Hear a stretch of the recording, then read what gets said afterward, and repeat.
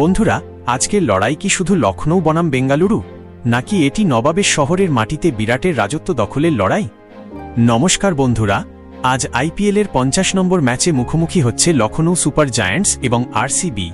লখনৌয়ের একানা স্টেডিয়ামে আজ যখন বিরাট কোহলি ব্যাট হাতে নামবেন, তখন সবার নজর থাকবে শুধু একজনের দিকেই। আচ্ছা, আপনারা কি জানেন ২০২৬-এর এই আইপিএলে বিরাট যেন সেই পুরনো বিধ্বংসী মেজাজে ফিরেছেন। গত ম্যাচে গুজরাটের বিরুদ্ধে রাবাডাকে মারা সেই ৫টি চার কি আপনার মনে আছে? ৯ ম্যাচে ৩৭৯ রান করে বিরাট কিন্তু এখন অরেঞ্জ ক্যাপের দৌড়ে বেশ সামনের সারিতে রয়েছে। কিন্তু আজকের লড়াইটা সহজ হবে না।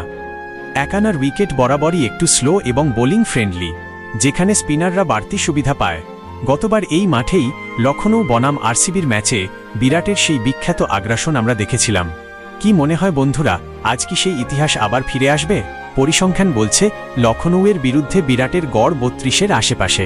তবে বর্তমান ফর্ম বলছে আজ একানায় কিং কোহলির ব্যাট থেকে বড় রান আসার সম্ভাবনা ৮০%। যারা ফ্যান্টাসি টিম বানাচ্ছেন, কোহলিকে কিন্তু আজ ক্যাপ্টেন বা ভাইস ক্যাপ্টেন হিসাবে রাখা আপনার জন্য সেরা বাজি হতে পারে। তো বন্ধুরা, আপনাদের কি মনে হয়, আজ কি বিরাট কোহলি লখনৌয়ের মাঠে হাফ সেঞ্চুরি করতে পারবেন? কমেন্ট করে আমাদের জানান। আর ক্রিকেটের এমন অ্যানালাইসিস প্রতিদিন পেতে চ্যানেলটি এখনই সাবস্ক্রাইব করে রাখুন।